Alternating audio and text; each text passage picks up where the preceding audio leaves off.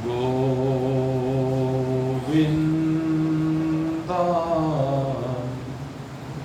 नमो नमः।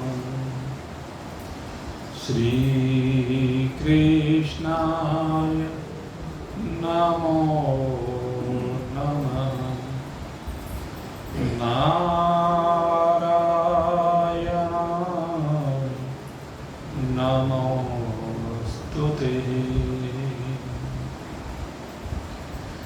उपस्थित परमात्मा रस पिपासु, परमात्मा प्रेमी जिज्ञासु वृत्त,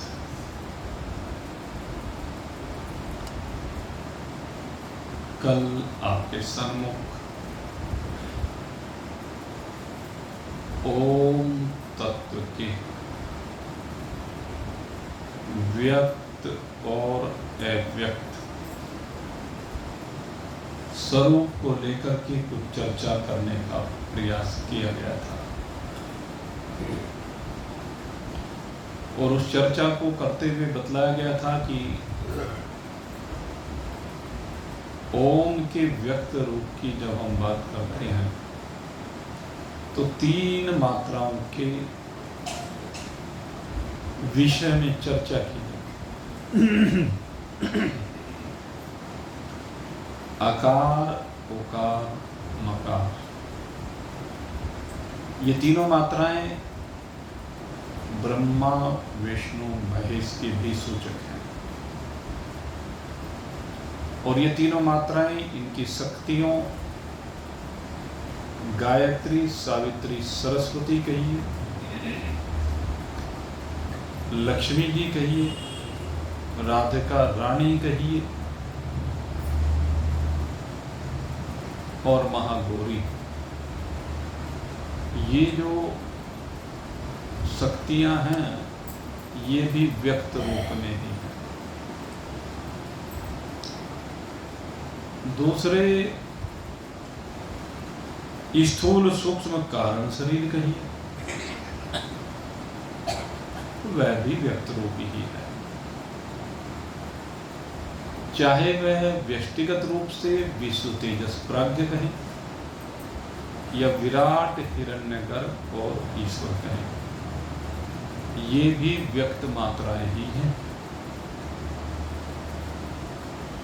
और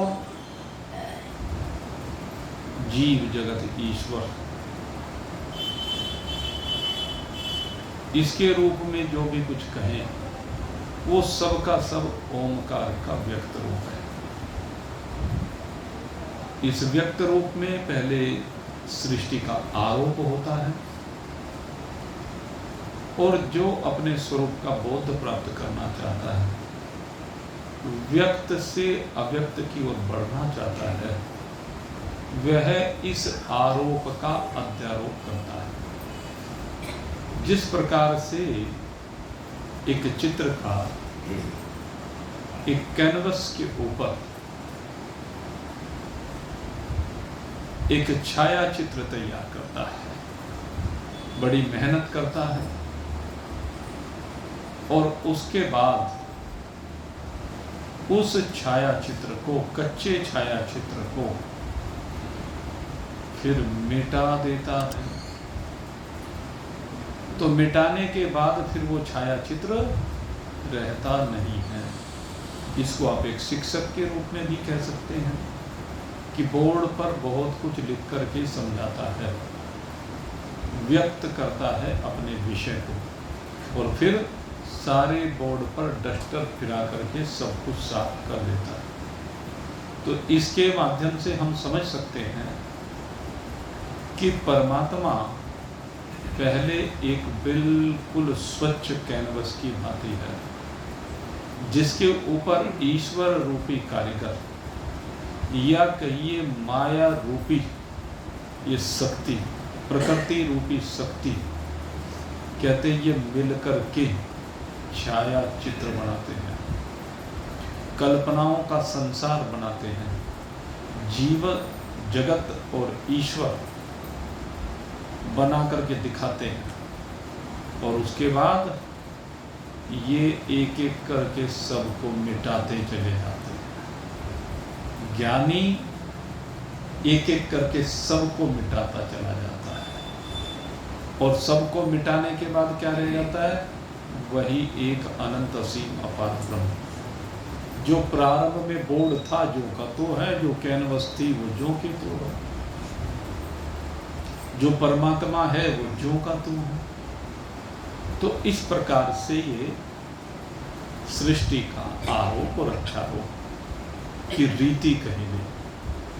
इसको अन्वय और व्यतिरेक के माध्यम से भी समझाया गया। और इसमें कल आपके सामने एक बहुत विशद चर्चा की गई थी और उस विशद चर्चा को करते हुए किस प्रकार से सूक्ष्म शरीर से स्थूल शरीर का प्रकटन होता है, या किस प्रकार से समष्टिगत सूक्ष्म जगत का पहले प्रकटन होता है और फिर उस सूक्ष्म जगत से किस प्रकार से पंचीकरण होकर के स्थूल जगत का प्रकटन होता है। आज थोड़ा सा इसी संदर्भ में और विस्तार के साथ मैं इस चर्चा को आपके सामने कर रहा हूं। और इस चर्चा को करने के पीछे प्रयोजन ये है कि इस विषय में कोई भी शंका आपकी बाकी ना रह जाए। हो सकता है कुछ साधकों के सिर के ऊपर से ये बात उतर जाती हो, लेकिन कोई बात नहीं, कुछ न कुछ तो कान में पड़ेगा। आज एक अक्षर समझ में आएगा, कल 2 आएंगे, फिर 4 आएंगे, शब्द बनेंगे, फिर वाक्य बनेंगे। यही चक्र हुआ करता है। लेकिन जिसको सुनने को मिला ही नहीं, अब उसकी हम क्या बात करें, क्योंकि ये तत्व इतना गूढ़ तत्व है कि इसको समझना और समझाना दोनों बड़े दुर्लभ होते हैं। इसलिए हमारा दायित्व बनता है कि किसी के समझ में आ रहा हो, किसी की समझ में कम आ रहा हो, या किसी की समझ में बिल्कुल भी ना आ रहा हो, फिर भी हमें इस तत्व को समझाना है, क्योंकि वास्तविकता तो यही तत्व है, बाकी सब तो खेल है।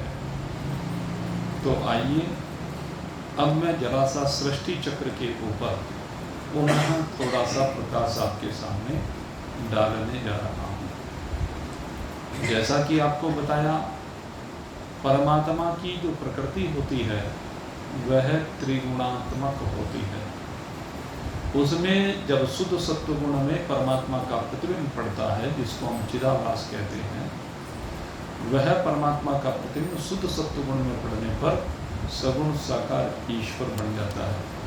और ये सगुण साकार ईश्वर ये चिन्मय स्वरूप होता है। लेकिन जब ये सत्वगुण मलिन हो जाता है रजोगुण के माध्यम से, इसमें रजोगुण की अधिकता हो जाती है, तो इसमें जब परमात्मा का प्रतिबिंब पड़ता है तो वह अविद्या कहलाती है। अविद्या में जो परमात्मा का प्रतिबिंब पड़ता है तो उसके कारण से ये जीव कहलाता है। ये चिदाभास, इसकी संज्ञा यहाँ पर जीव हुआ।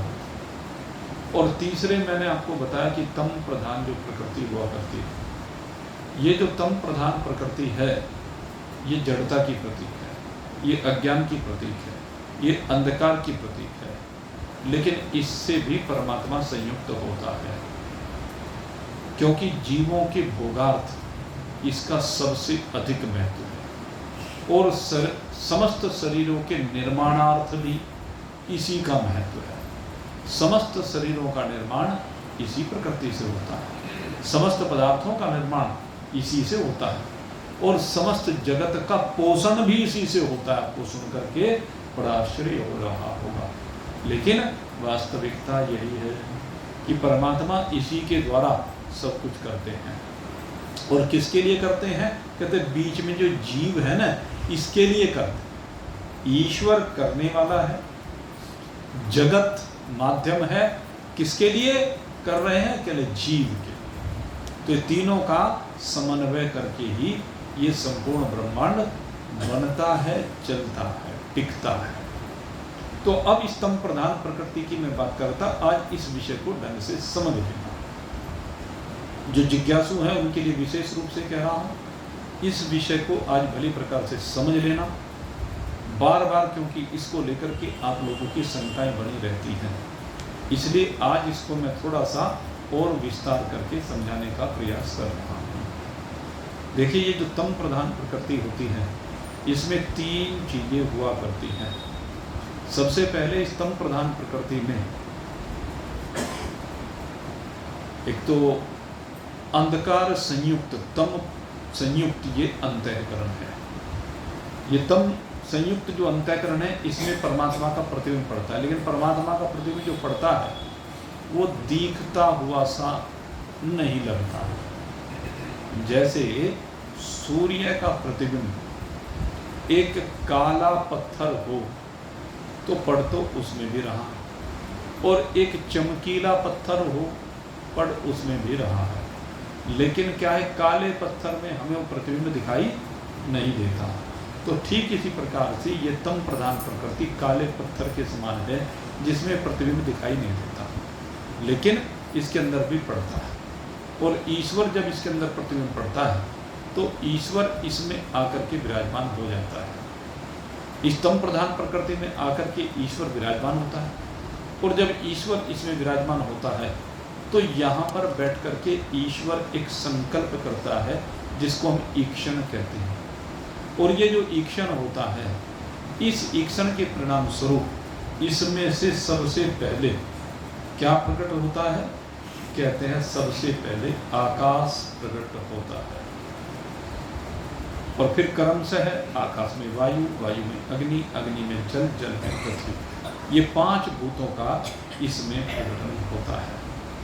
और फिर ये जो 5 भूत होते हैं, ये पहले सूक्ष्म होते हैं। सूक्ष्म भूतों में आपको बताया है कि इनके सतोगुण से पहले 5 ज्ञानेंद्रिय, फिर 5 कर्मेंद्रिय, फिर इनके सम्मिलित स्वरूप से अंतःकरण चतुष्ट और 5 प्राण। इन सूक्ष्म भूतों का समष्टिगत रूप से, सूक्ष्म भूतों का समष्टिगत रूप से ये वर्गीकरण है, या इनको हम कह लीजिए कि इनका विभाजन है, या इनकी वृत्तियां हैं, जो भी आप कह लें। ये ज्ञानेंद्रिया कहिए, कर्मेंद्रिया कहिए, अंतःकरण कहिए, प्राण कहिए, है क्या? ये सूक्ष्म सृष्टि की संरचना का यहाँ से नींव रखी जाती है। तो इसमें अब जो नींव रखी जा रही है, कैसे रखी जाती है? कहते हैं अब ईश्वर क्या करता है, इनको बना तो देता है, लेकिन बनाने के बाद फिर कहते हैं इनका स्थूलीकरण होता है। स्थूलीकरण, सूक्ष्म में से स्थूल का प्रकटन होता है, और सूक्ष्म में से जो स्थूल का प्रकटन होता है तो इनके धर्मों का प्रकटन होना प्रारंभ होता है। और इनके धर्मों का प्रकटन कैसे होता है? कहते हैं एक तो सूक्ष्म प्रकटन है। सूक्ष्म प्रकटन क्या है? कहते हैं पंचीकरण होने पर इनका जो सूक्ष्म अंश है वो किस किस रूपों में प्रकटित होता है, या फिर स्थूल रूप में कैसे कैसे प्रकटित होता है, तो वो अब यहाँ पर आपको बताया जा रहा है। सबसे पहले कहते हैं कि हम अगर यदि सबसे पहले विचार करें तो आकाश के ऊपर हम विचार किया करते हैं। जब हम आकाश के ऊपर विचार करते हैं तो कहते हैं आकाश का अपना धर्म क्या होता है? कहते हैं शब्द होता है। आकाश का जो शब्द धर्म है, लेकिन ये शब्द हमें किस रूप में दिखाई देता है? हम कैसे अनुभूत करें कि ये आकाश है, ये आकाश का शब्द है? तो कहते हैं जो प्रतिध्वनि होती है, यही आकाश का धर्म होता है। प्रतिध्वनि माने लौट करके अपनी आवाज अपने को सुनाई देती है, ये आकाश का धर्म है। तो आकाश का सबसे मुख्य धर्म ये प्रतिध्वनि है। और फिर कहते हैं आकाश में जब वायु की उत्पत्ति होती है तो वायु में 2 धर्म होते हैं, और वायु में 2 धर्म कौन से होते हैं? कहते हैं एक धर्म आकाश का होता है और दूसरा धर्म वायु का स्वयं का होता है। अब इस वायु में ये जो दो धर्म है क्या है, कैसे हमें पता चले कि वायु दो धर्मों वाली है, कैसे पता चले? तो कहते हैं इसमें आकाश की उपस्थिति को देखना पड़ेगा। अब आकाश की उपस्थिति को वायु में कैसे देखें? कहते हैं जिस समय वायु चलती है तो क्या कहते हैं, एक प्रचलन है, जिस समय तेज गति से वायु चलती है, तूफान चलता है, तो सब लोग क्या कहते हैं, भाई वायु जो चल रही है ऐसी हवा चल रही है कि साए साए की आवाज़ आ रही है, कहते हैं ना सी सी की आवाज़ आ रही है। ये साए साए की आवाज़ सब अनुभूत करते हैं। इस समय आप देख लीजिए पंखे चल रहे हैं, तो पंखों के चलने से एक आवाज़ आ रही है कि नहीं आ रही है? आ रही है ना। उस आवाज़ के कारण ही वायु प्रकट हो रही है। तो ये आवाज़ कहाँ आ रही है? ये आकाश में आ रही है। तो वायु के अंदर इसलिए दो धर्म कहे, एक तो आकाश का धर्म इसमें है जो साए साए करना है, और दूसरे इसका अपना धर्म है, क्या कहते हैं, शीत स्पर्श को अनुभूत करना, उष्ण स्पर्श को अनुभूत करना, कठिन स्पर्श को अनुभूत करना होता है ना।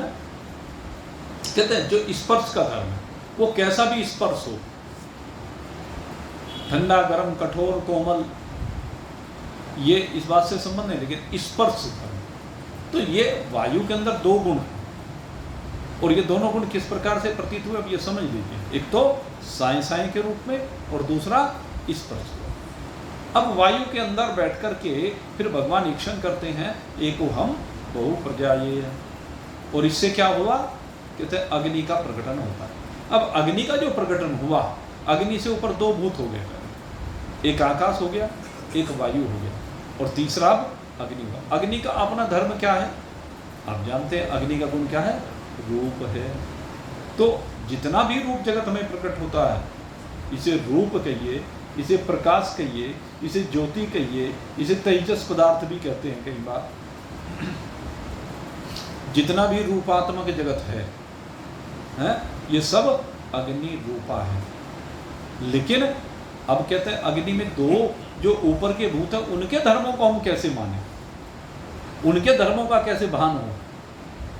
तो उनके धर्मों का भान हमें कैसे होता है, कहते हैं जिस समय अग्नि जलती है, अग्नि को जलते हुए सबने देखा है, यज्ञ वेदी पर बैठिए तो अग्नि प्रज्वलित होती है जब, और वो जलती है, अच्छी जब अग्नि प्रकट हो जाती है तो उस समय क्या करती है, भुक भुक की आवाज़ करती है, अग्नि से आवाज़ आने लगती है।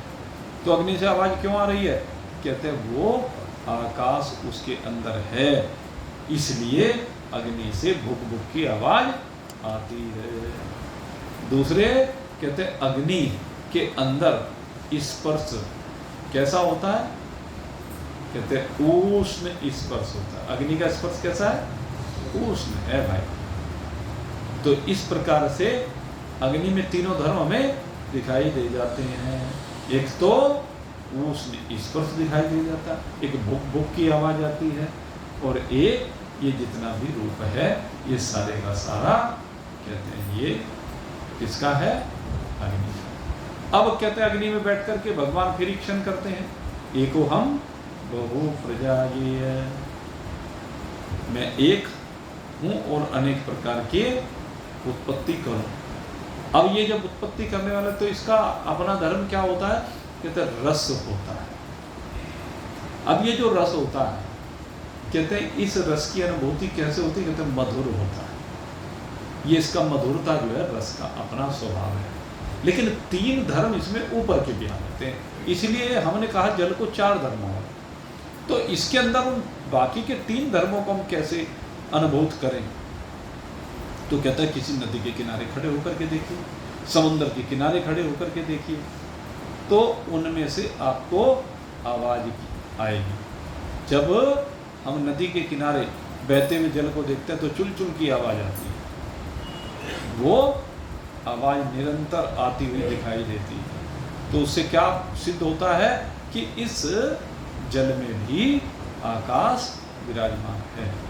इसके बाद कहते हैं जल को हम शीतल रूप में शीतल स्पर्श के रूप में अनुभूत करते हैं। जब जल के संपर्क में आते हैं तो कैसा लगता है? जल शीतल लगता है। तो स्पर्श है, स्पर्श का मतलब इसमें वायु है। इसके बाद कहा जल में अग्नि है, और जल की अग्नि किस रूप में दिखाई देती है? हमें अग्नि जल में किस रूप में दिखाई देती है? कहते हैं जो उसका शुक्ल रंग है, वो शुक्ल उजलापन, वो जो उजलापन है जल का, जिसकी वजह से हम उसे पीते हैं, तो वो कहते हैं वो इसमें अग्नि का भाग है। तो इस प्रकार से ये 4 धर्मों वाला आपका जल हो गया।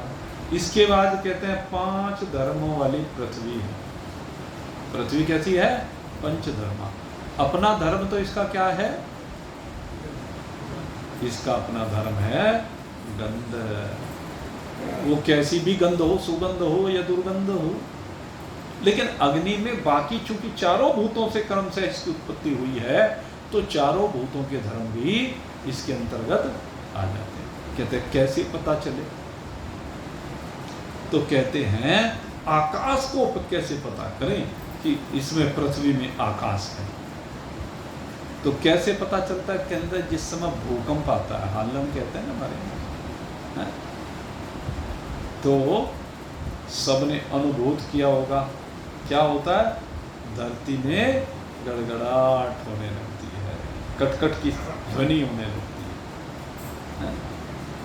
तो इससे सिद्ध होता है कि धरती के अंदर आकाश विराजमान है। और इसके बाद कहा, कहते हैं धरती का जो स्पर्श है वो कैसा होता है? कहते हैं कठोर स्पर्श होता है। धरती का जो स्पर्श है वो कठोर स्पर्श है। कठोरता के धर्म के कारण हम इसको कहते हैं कि इसमें ये जो कठोरता है ये वायु का धर्म है, वायु इसके अंदर दिखाई देती है। और इसके बाद कहा, कहते हैं धरती का रंग देखो, कहीं धरती हरी दिखाई देती है, कहीं लाल दिखाई देती है, कहीं पीली दिखाई देती है, कहीं नीली दिखाई देती है, कहीं काली दिखाई देती है। भिन्न भिन्न रंगों की धरती दिखाई देती है। तो रंग किसके हैं? कहते हैं रंग अग्नि के हैं। आपके कपड़ों के जितने भी रंग हैं ये किसके रंग हैं? केवल ये जितने भी रंग प्रतीत होते हैं ये अग्नि तत्व है। और कहते हैं इसके बाद, कहते हैं इसके अंदर जल किस प्रकार से है? तो कहते हैं इसका पता स्वाद से चलता है। कहते हैं कुछ भी खाओ, मीठा लगे, नमकीन लगे, खट्टा लगे, हैं, कड़वा लगे, कसाय लगे, तीखा लगे, जैसा भी लगे, सटरस होते हैं। तो ये जो 6 प्रकार के रस होते हैं, कहते हैं ये किसके हैं? ये जल के हैं। तो इस प्रकार से पृथ्वी में हम क्या करते हैं? 5 भूतों को अनुभूत कर लेते हैं। तो इस प्रकार से एक बात तो हो गई ये कि किस प्रकार से एक दूसरे का धर्म एक दूसरे में आता है।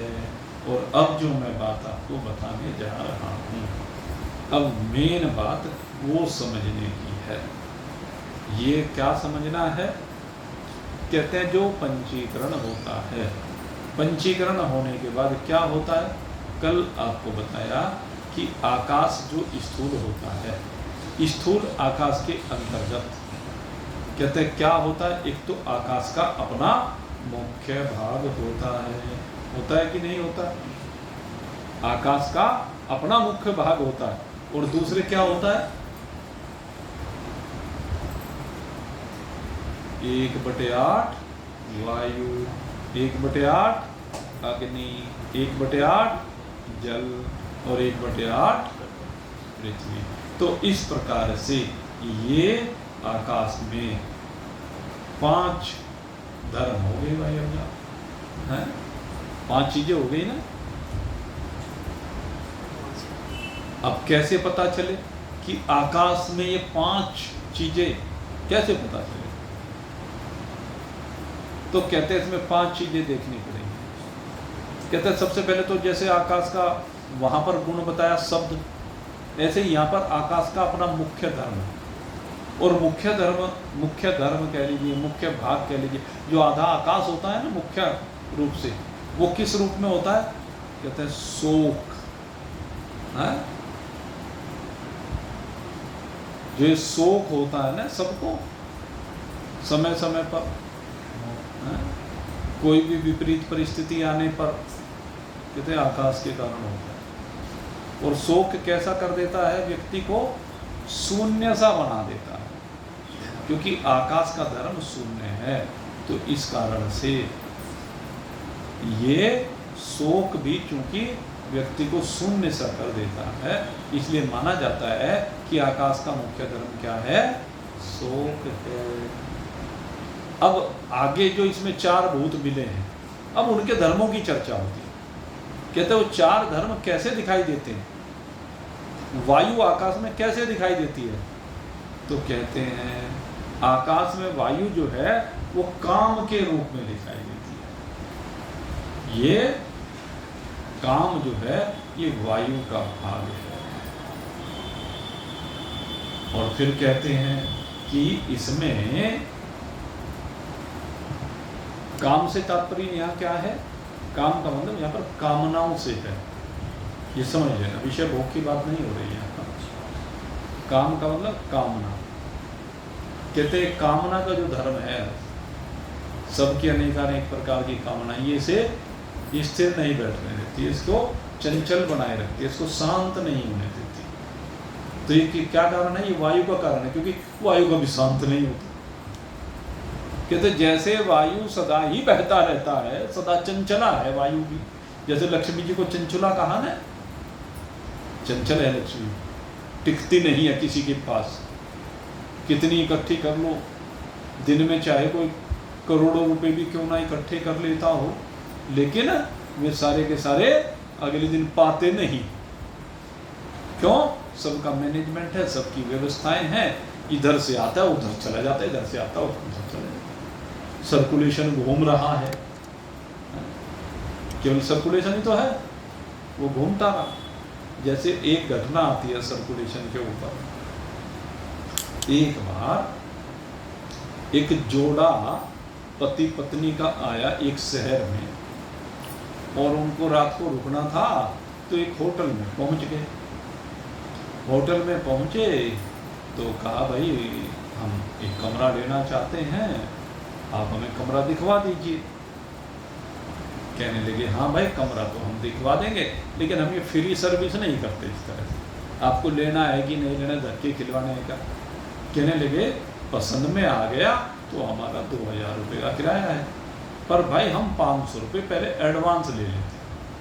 अगर आपने 500 रुपये दे दी तो हम ये समझेंगे कि आप वास्तव में कमरा लेने के इच्छुक हैं। अगर आपकी पसंद में नहीं आया तो कोई बात नहीं, आपके 500 रुपये वापस कर देंगे। अब कहने लगे हाँ भाई हमें लेना है, चलो ये 500 रुपये लो।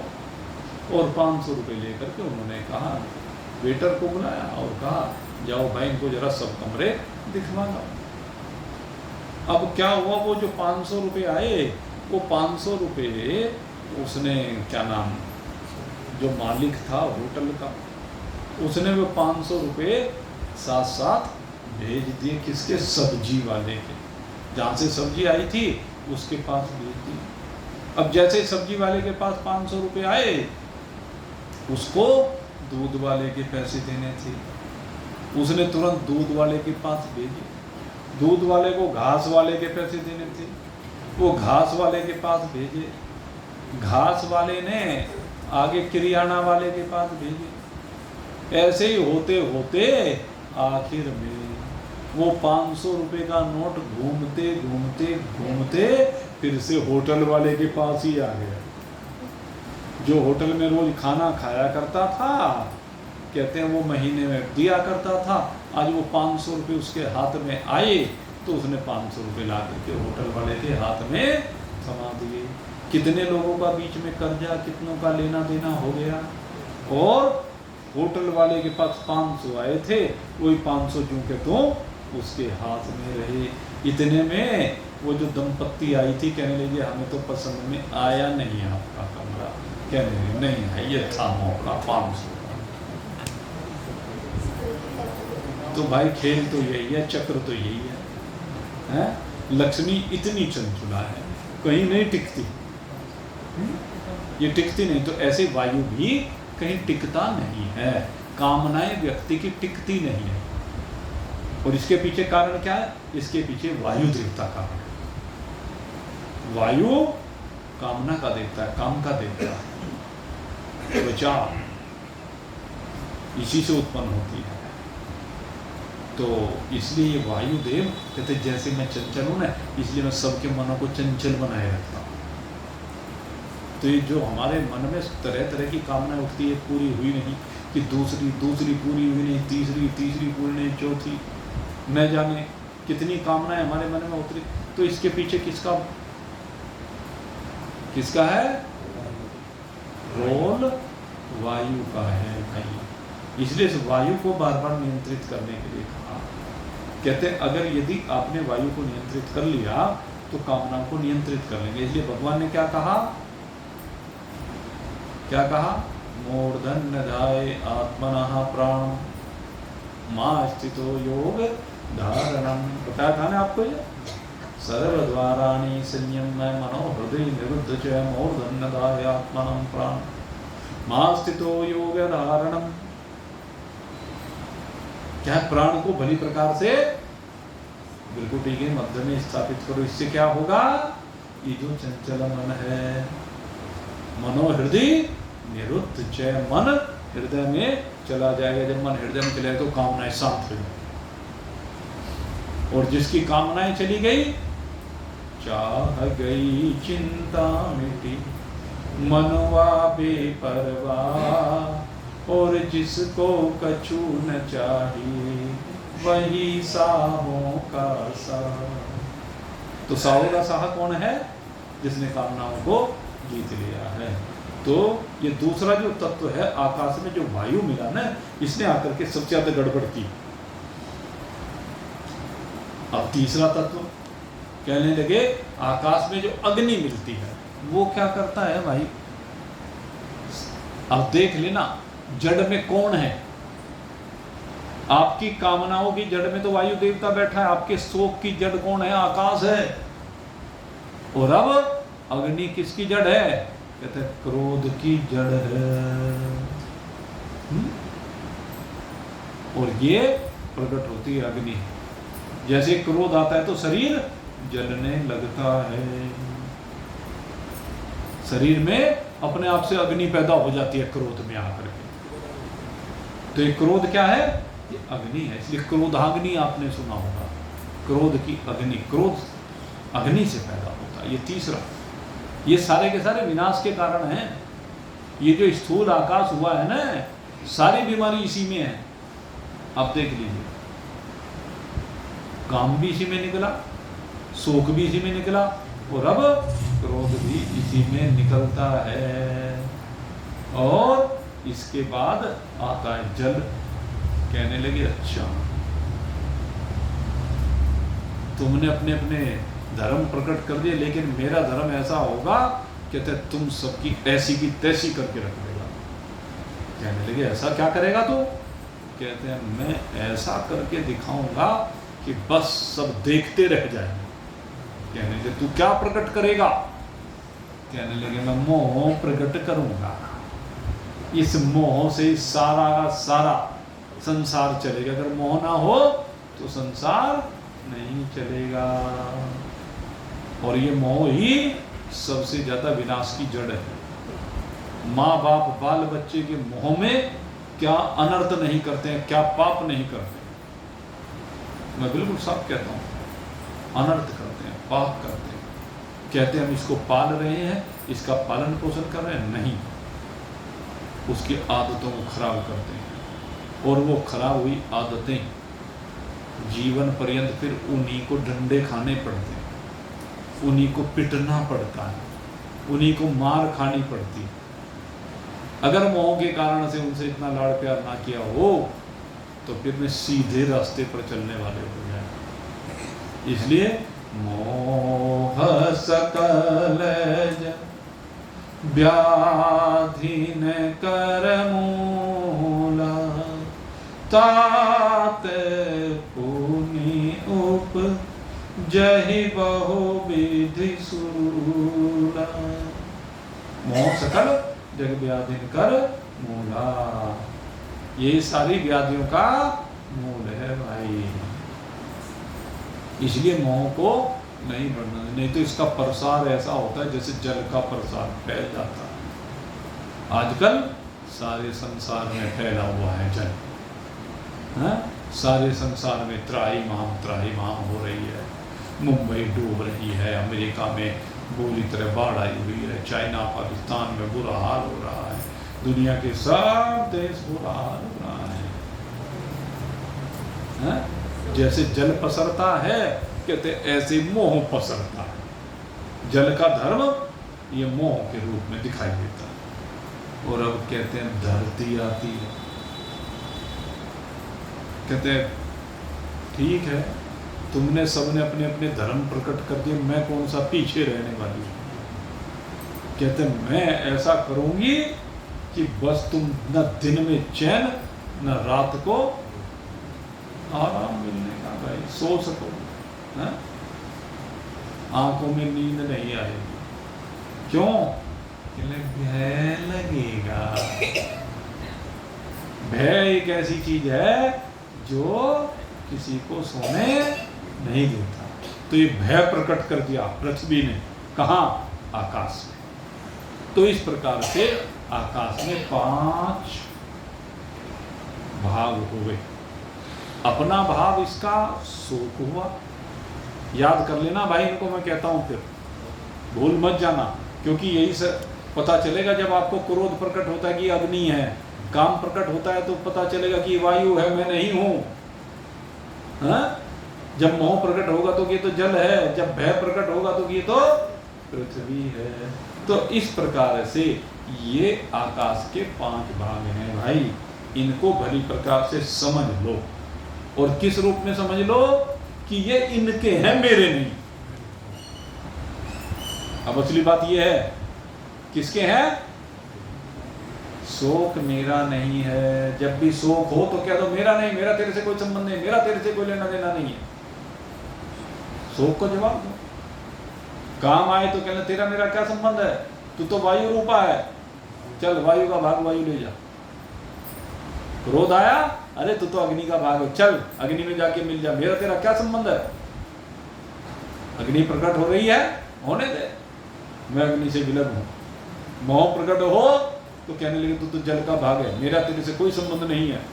भय प्रकट हो तो कहने तो पृथ्वी का भाग है, मेरा कुछ भी नहीं है। ये अन्वय व्यतिरेक की रीति यही होती है भाई।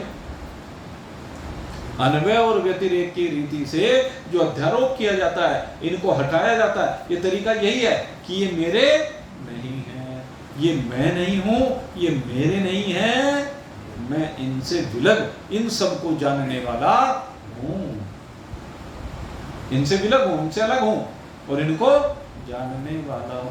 तो इस प्रकार से ये आकाश के 5 तत्व हैं। कहीं कहीं आकाश के 5 अन्य रूप में भी वर्णन किया गया। 5 तत्व अलग अलग करके दूसरे तरीके से समझाए गए हैं। और वो किस रूप में समझाए हैं? कहते हैं आकाश जो है, जो आकाश का सबसे मुख्य भाग है वो कहाँ रहता है? कहते हैं सर में रहता है। सिर के अंदर जितना खालीपन है वो आकाश है, सिरोदेशगत आकाश। और ये कहते हैं क्यों कहा कि ये आकाश का मुख्य भाग है? कहते हैं अनाहत शब्द का आश्रय यही है। अनाहत शब्द, अनाहत माने जो कभी आहत नहीं होता, ऐसा शब्द। और ऐसा शब्द कौन सा है? अहम ब्रह्मास्मि, अहम ब्रह्मास्मि। कहते ये सिर ही, खोपड़ी ही, मस्तिष्क ही, यही क्या है? अहम ब्रह्मास्मि का आश्रय स्थल है। और ये जो ब्रह्मरंध्र है ना, इसको ब्रह्मरंध्र कहा जाता है इसलिए। तो ये मुख्य भाग है। दूसरे कहा, कहते हैं वायु का मुख्य भाग कहाँ है? कहना कंठ में रहता है।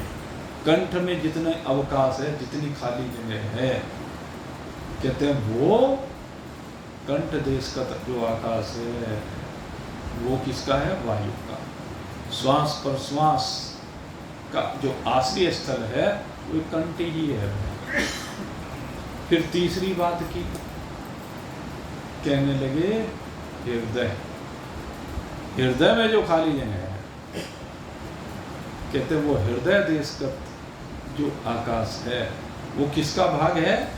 कहते हैं वो तेज का, अग्नि का भाग है। वो किसका भाग है? अग्नि का। फिर कहते हैं आता है ये उदर। इस उदर में भी बहुत खाली स्थान है, और ये जो इसमें खाली स्थान है, कहते हैं किसके लिए है?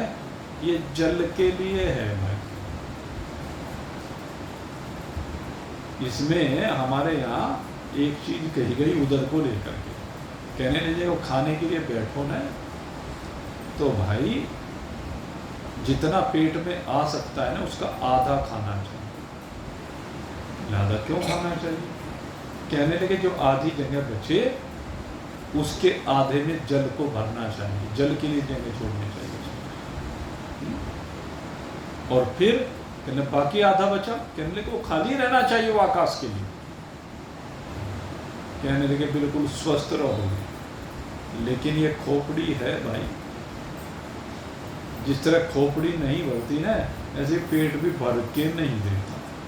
आदमी एक बार खाने पे लग जाए तो बस खाता ही रहे, कोई लिमिट तो फिर होती नहीं, लेकिन जिनकी लिमिट होती है वो सही रहते हैं। तो खैर ये जो है भगवान ने उदर जो है वो जल के लिए बनाया, इसलिए उदर में जो भी डालो ये उसको सबको क्या बना देता है? लौट देता है सबको, इसको द्रव्य रूप में परिवर्तित करने का काम करता है। तो यहाँ कहते हैं जल का भाग है ये। और फिर कहा कटी देशगत, नीचे का जो भाग है नाभि से नीचे का भाग, ये कहते हैं ये पृथ्वी का भाग है। कहते हैं इसमें जो आकाश रहता है वो पृथ्वी का भाग है। कहते हैं क्यों? कहने लगे ये गंध का आश्रय स्थल है, इसलिए इस प्रकार से ये 5 भाव आकाश को लेकर के व्यक्त किए गए। अब जैसे आकाश को लेकर व्यक्त किया पंचीकरण में, तो भाई आपने देखा था आकाश ही थोड़े ना स्थूल हुआ, कहने आकाश के साथ फिर वायु भी स्थूल हुआ। स्थूल तो वायु भी हुआ ना, और वायु जब स्थूल हुआ तो वायु में भी देखो एक तो वायु का मुख्य अपना भाग हुआ और दूसरे बाकी 4 भूतों के भाग हुए। तो इनको भी स्मरण कर लेना चाहिए, क्योंकि ये जो क्रियाएं आ रही हैं वायु की, ये क्रियाएं भी बड़ी महत्वपूर्ण क्रियाएं हैं। कौन कौन सी क्रिया है? कहते हैं सबसे पहले प्रसारण होता है, फिर धावन होता है, फिर वलन होता है, फिर चलन होता है, फिर आकुंचन होता है। कहते हैं ये 5 वायु के तत्व हैं, लेकिन ये सारे के सारे वायु के तत्व नहीं है। वायु का अपना मुख्य भाग तो केवल धावन है, दौड़ना, हर समय दौड़ते रहना, कभी भी शांत न बैठना। अगर वायु शांत हो गए तो क्या होगा भाई? सारा संसार शांत हो जाएगा। इसलिए वायु को ऐसा बनाया, कहने लगे थकना नहीं। वायु कभी नहीं थकता, 24 घंटे चलता। ये तो भगवान की सृष्टि की विशेष बात है। जब हम भगवान की सृष्टि को देखते हैं ना, तो उसकी विचित्रता कण कण में दिखाई देती है। आकाश कभी विश्राम नहीं करता, वायु कभी विश्राम नहीं करता, अग्नि कभी विश्राम नहीं करता, सूर्य कभी विश्राम नहीं करता, चंद्रमा कभी विश्राम नहीं करता, ये भूदेवी कभी विश्राम नहीं करती, ये जल कभी विश्राम नहीं करता।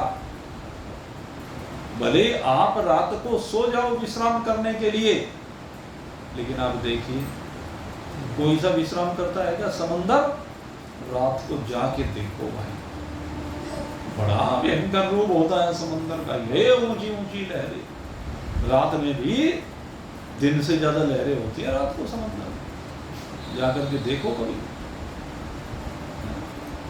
और वायु को देख लीजिए,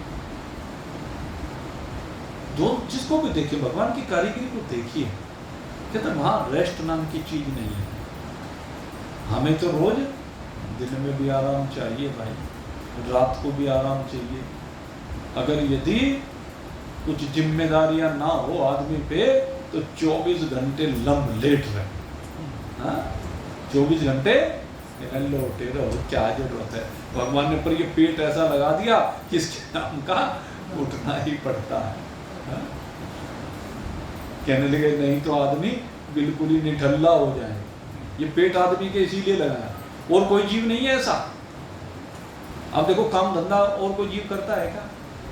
किसी को आवश्यकता नहीं वो, लेकिन वो कोई निठल्ले नहीं है। लेकिन आदमी को अगर यदि कहे कि भाई काम धंधा तुझे कुछ नहीं करना है, तो वो पूरी लोट लगाएगा।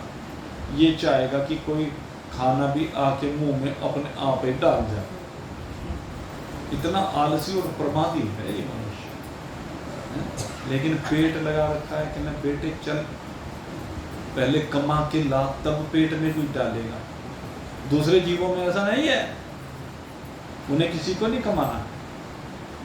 उनका कमाना तो बस यही है, उड़ करके बाल तोड़ करके जहां जो दिखा डाल दिया पेट। उनकी ज्यादा है तोबा कुछ नहीं है। सारी है तोबा किसकी है? इस मनुष्य की है। क्यों? क्योंकि इसे रहने के लिए मकान भी चाहिए भाई। अन्य जीवों को मकान की आवश्यकता नहीं है, इसे है। तो सारी बीमारियों की जड़ इस मनुष्य शरीर में ही है भाई। इसलिए एक एक चीज को समझने की जरूरत है, और जब हम समझेंगे तभी अपनी वास्तविकता में आ पाएंगे। तो इस प्रकार से खैर आज थोड़ा सा विषय आपके सामने रखा गया है। अभी अधूरा रह गया, तो बाकी की चर्चा कल कर दूंगा भाई। 5 तत्व आकाश के हैं, 5 तत्व अग्नि के हैं, 5 तत्व जल के हैं, और 5 तत्व पृथ्वी के हैं। पर इनको भाई समझ लेना जरा अच्छी तरह से, और हो सके तो इनको कहीं पे नोट करके रख लो। क्यों? जिज्ञासुओं को कह रहा हूं, नोट करके क्यों रख लो? यानी जब नोट करके रखोगे तो ये क्रियाएं जब होंगी तो उस समय आप अपना निश्चय पक्का कर सकते हो कि गुरुजी ने बताया था भाई कि ये तो फलाने का है, ये तो फलाने का है, मेरा क्या? मेरा क्या? इसमें मेरा कुछ भी नहीं है, इसमें किंचित मात्र भी मेरा कुछ भी नहीं है। ये भाव पक्का बनाइए, और जब ये भाव पक्का हो जाए तो बस फिर तो मौज ही मौज है भाई। और हम तो चाहते हैं यही कि आप सब आनंदपूर्ण जीवन को जिए। आप सबके लिए बहुत बहुत शुभकामना करते हुए अब यहीं पर आज के सत्संग को विश्राम दे रहे हैं। बोलिए सच्चिदानंद भगवान की जय। और भाई 21 जुलाई को गुरु पूर्णिमा महोत्सव यहीं पर मनाया जाएगा। ये सूचना भी आपको साथ साथ दे देता हूँ। और अगली बार जो द्वादशी का भंडारा होगा वो बृहस्पतिवार का बैठेगा शायद, वो भी साथ साथ सूचना आपको दे। बोलिए सच्चिदानंद भगवान की